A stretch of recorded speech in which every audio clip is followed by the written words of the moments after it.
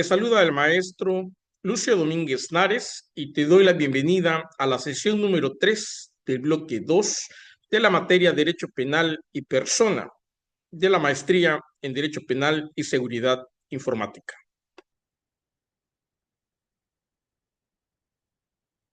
En esta sesión veremos principios fundamentales del derecho penal y diferencia entre derecho penal sustantivo y derecho penal procesal o adjetivo.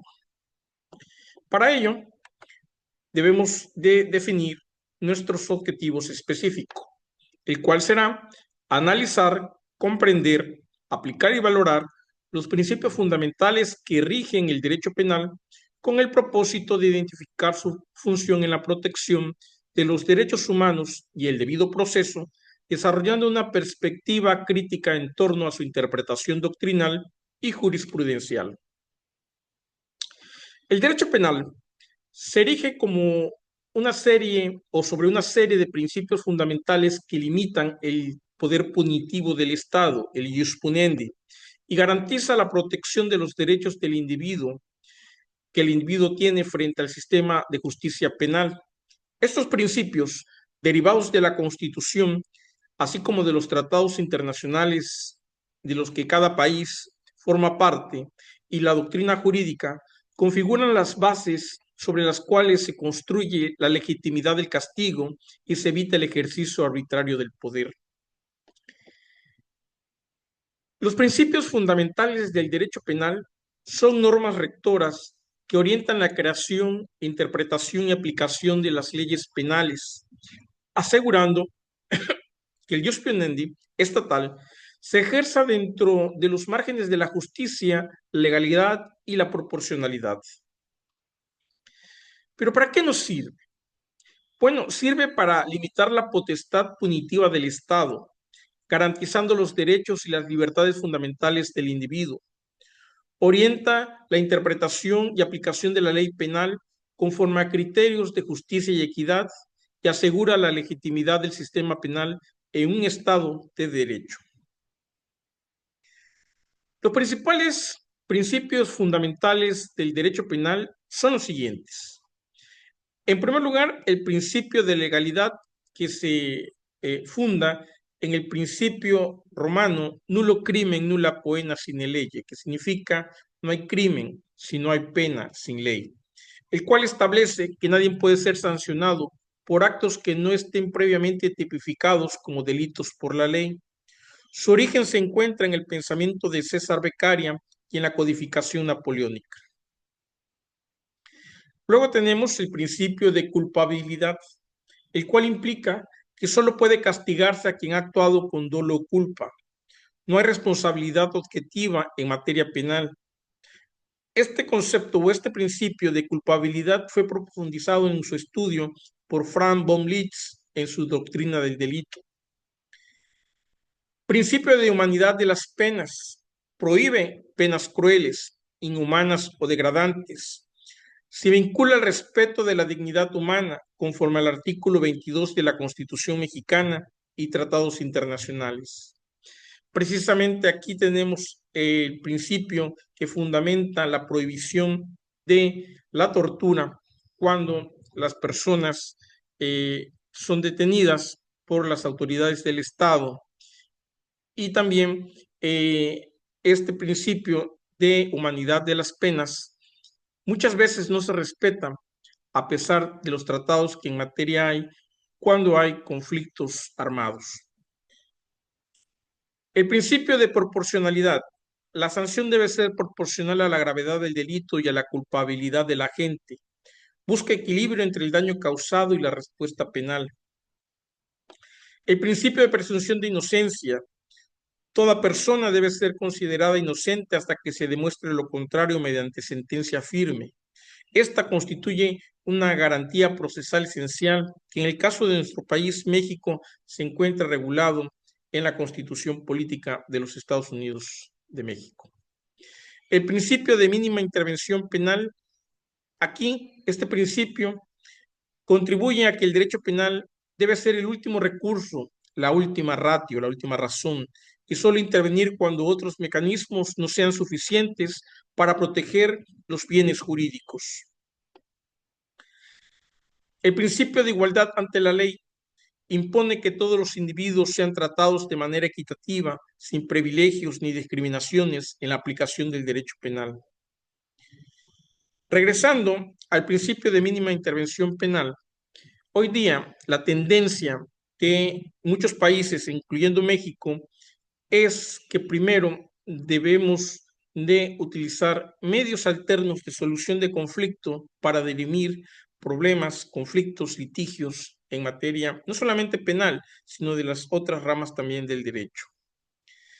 Los principales exponentes de estos temas de la cuestión del derecho penal y sus principios lo tenemos o nos remontamos a César Beccaria.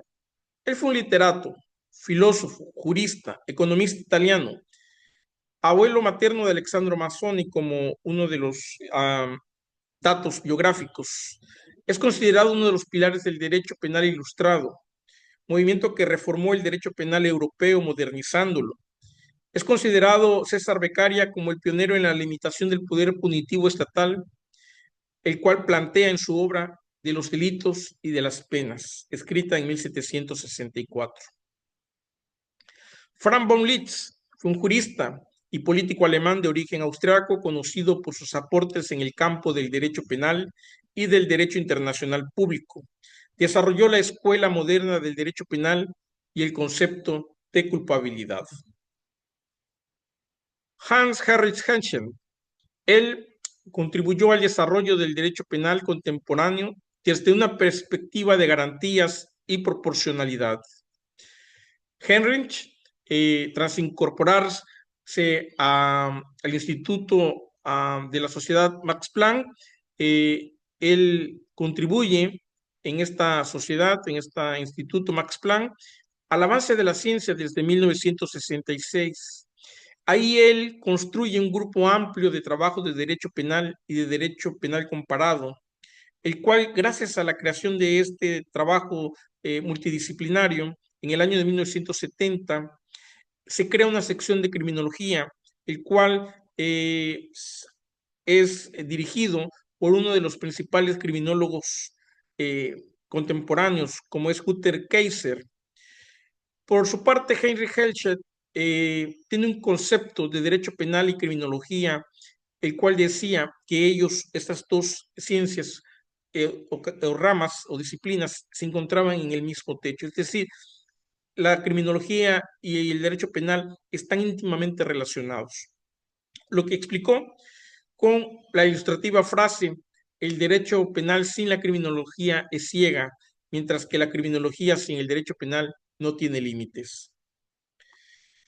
Luigi Ferrajoli, un importante jurista italiano contemporáneo, discípulo de Norberto Bobbio, otro gran pensador, jurista, filósofo, quienes han contribuido a los principios teóricos del garantismo jurídico, teoría que desarrolló Ferrajoli inicialmente en el ámbito del derecho penal, pero que se considera en general un paradigma aplicable a la garantía de todos los derechos fundamentales. Ferrajoli se define como un positivista crítico. Él formuló el garantismo penal, sustentando en la sujeción del poder punitivo a los principios constitucionales. En conclusión, jóvenes, los principios fundamentales del derecho penal constituyen el núcleo ético y jurídico que limita y legitima la potestad punitiva del Estado. Su aplicación garantiza el respeto a los derechos humanos y la consolidación del Estado de Derecho, y comprender estos principios permite construir un sistema penal justo, racional y humanista. Ahora analizaremos el siguiente subtema, que es la diferencia entre derecho penal sustantivo y derecho penal procesal o adjetivo. El objetivo específico de este subtema es que ustedes logren distinguir, interpretar, aplicar y evaluar las diferencias entre el derecho penal sustantivo y el derecho penal procesal o adjetivo, comprendiendo su interrelación dentro del sistema de justicia penal y su importancia para la defensa de la persona en el ámbito jurídico. El derecho penal se divide en ramas que cumplen funciones complementarias. Una determina las conductas delictivas y sus consecuencias, que es el derecho penal sustantivo, y la otra establece el procedimiento para aplicar dichas normas, conocido como derecho penal procesal o adjetivo. Comprender la diferencia entre ambas ramas es fundamental para entender cómo se estructura la respuesta punitiva del Estado frente al delito. ¿Qué entendemos por derecho penal sustantivo? Es el conjunto de normas que definen los delitos, las penas y las medidas de seguridad, es decir, el contenido material del derecho penal. ¿Y qué entendemos entonces por derecho procesal o adjetivo? Es el conjunto de normas que regula el procedimiento mediante el cual el Estado aplica el derecho penal sustantivo, determinando la forma en que se persiguen, juzgan y sancionan los delitos. ¿Para qué sirve conocer la diferencia entre el derecho penal sustantivo y el derecho procesal penal? Sirve para determinar el ámbito de actuación del Estado frente al delito en primer lugar, así como garantizar un proceso justo y equitativo, delimitando las funciones del legislador, del juez y de las autoridades ministeriales, proteger los derechos del imputado y de la víctima durante el proceso penal. También sirve para que los operadores jurídicos como los abogados postulantes, los abogados que litigamos, podamos saber cuál es el piso que estamos parados y saber cuáles son los mecanismos que nosotros tenemos a nuestro alcance para defender a nuestros clientes. Bien, el derecho penal sustantivo tiene una función normativa y definitoria, pues establece qué conductas constituyen delitos, qué sanciones corresponde a cada tipo, así como los elementos del delito, como son la acción, la tipicidad, la antijuricidad, la culpabilidad y la punibilidad. En cambio, el derecho procesal penal tiene una función instrumental y garantista, porque en primer lugar regula los procedimientos penales, define las etapas del proceso como la investigación, el juicio y la ejecución, establece las facultades de las partes procesales y asegura el cumplimiento de los principios del debido proceso y la presunción de inocencia. Ambas ramas, la subjetiva y adjetiva o procesal, son interdependientes. Sin el derecho penal sustantivo no habría contenido normativo que aplicar y sin el derecho penal procesal no habría un mecanismo legítimo para ejecutar la sanción. ¿Quiénes son los principales exponentes que estudiaron esta diferenciación entre el derecho sustantivo penal y el derecho procesal penal? En primer lugar tenemos a Eduardo J. Cutter, conocido por haber escrito el Decálogo del Abogado, el cual se lo voy a compartir a ustedes en los materiales de apoyo. Cutter destacó la importancia del proceso como un instrumento de justicia y defensa del individuo.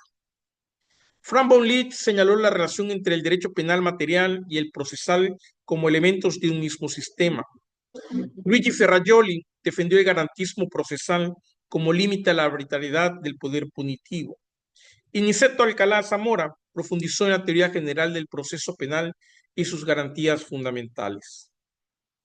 En conclusión, decimos que el derecho penal sustantivo y el derecho penal procesal representan dos dimensiones complementarias del sistema penal.